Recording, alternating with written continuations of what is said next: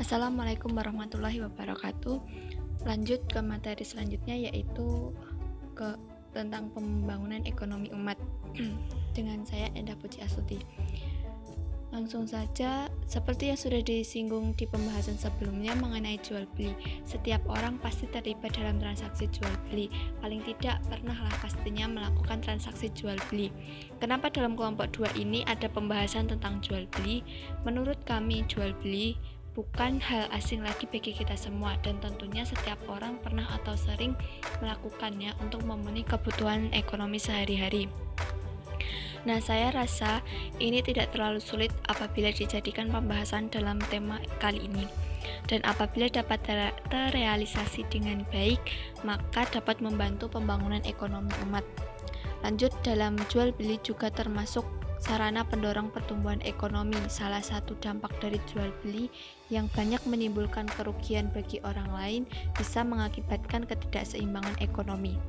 Sebenarnya perencanaan pembangunan Indonesia itu banyak diarahkan pada bidang ekonomi, namun terfokus pada pertumbuhan ekonomi, bukan pada pembangunan ekonomi.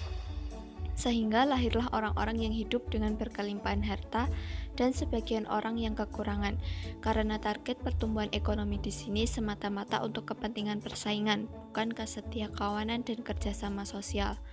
Maka akibatnya lahirlah kehidupan masyarakat Indonesia yang demikian.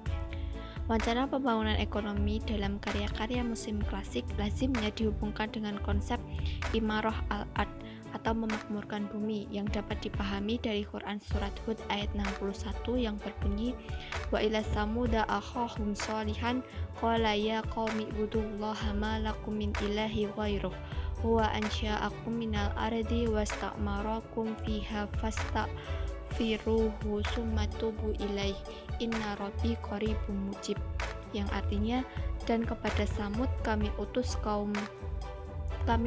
saudara mereka Soleh. Soleh berkata, hai kaumku, sembahlah Allah. Sekali-kali tidak ada bagimu Tuhan selain Dia. Dia telah menciptakan kamu dari bumi atau tanah dan menjadikan kamu pemakmurnya. Karena itu mohonlah ampun kepadanya. Kemudian bertobatlah kepadanya. Sesungguhnya Tuhanku amat dekat, rahmatnya lagi memperkenankan doa hamba-hambanya. Di sini saya memakai tafsir tahlili pada ayat tersebut. Allah menjelaskan bahwa Dia telah mengutus seorang utusan kepada kaum Samud namanya Soleh. Ia menyuruh mereka supaya menyembah Allah dan meninggalkan sembahan yang telah membawa mereka kepada jalan yang salah dan menyesatkan. Allah lah yang menciptakan mereka dari tanah. Dari tanah itulah diciptakannya Adam, dan dari tanah itu pula lah asal semua manusia. Setelah manusia berkembang biak di atas bumi, mereka diserai tugas memakmurkannya sebagai anugerah dan karunia dari Allah. Dengan karunia itu, kaum Samud telah hidup senang, bahkan mereka telah dapat pula membuat rumah tempat berlindung. Dari ayat tersebut, istilah memakmurkan bumi dapat dikaitkan dengan pembangunan ekonomi yang dapat ditemukan dalam perkataan Ali bin Abi Thalib juga Umar bin Khattab.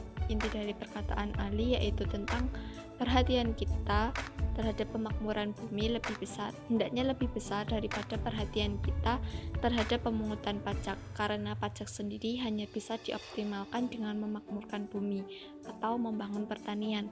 Memungut pajak tanpa memperhatikan pemakmuran bumi dapat mengakibatkan negara hancur.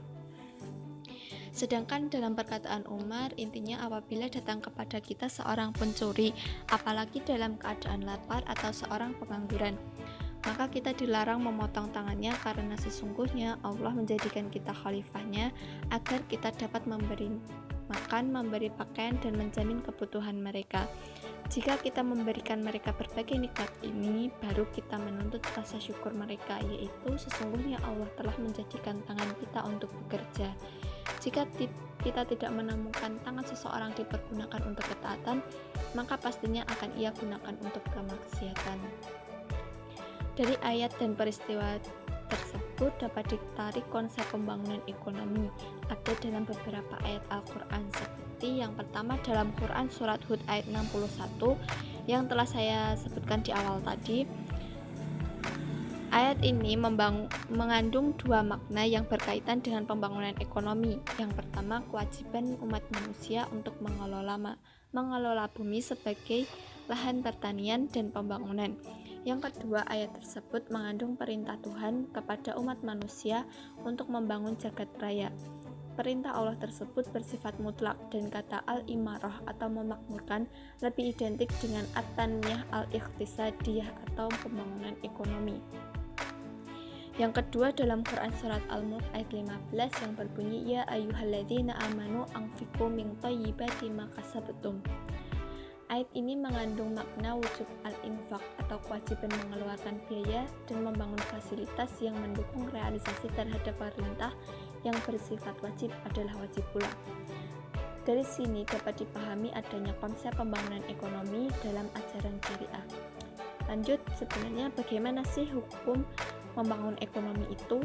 Untuk mengistinbatkan hukum syarak tentang membangun ekonomi, para penulis muslim terlebih dahulu mengkategorisasikan bahwa membangun ekonomi merupakan perbuatan terpuji karena di dalamnya terdapat maslahat bagi masyarakat. Oleh karena itu, Islam mendorong kita semua untuk membangun ekonomi dan menjadi kewajiban pemerintah.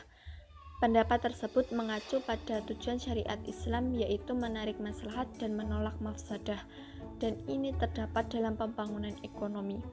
Islam mendorong dan menyerukan umatnya untuk membangun ekonomi. Celaan terhadap kemiskinan termasuk celaan terhadap keterbelakangan. Dari situ mendorong untuk mewujudkan pembangunan dari berbagai aspek, baik itu pertanian, industri, atau perdagangan. Lanjut, kemudian apa saja yang bisa membantu menunjang pembangunan ekonomi umat? Yang pertama yaitu tabungan lokal. Kenapa dengan tabungan lokal?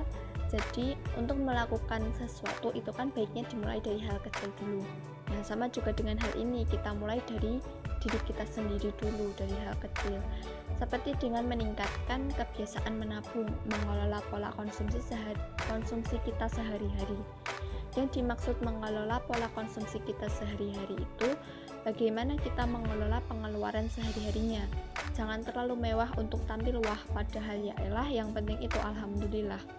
Menyelaraskan pendapatan dan pengeluaran dan lain-lain. Intinya semua jangan terlalu berlebihan. Yang kedua yaitu tentang jual beli.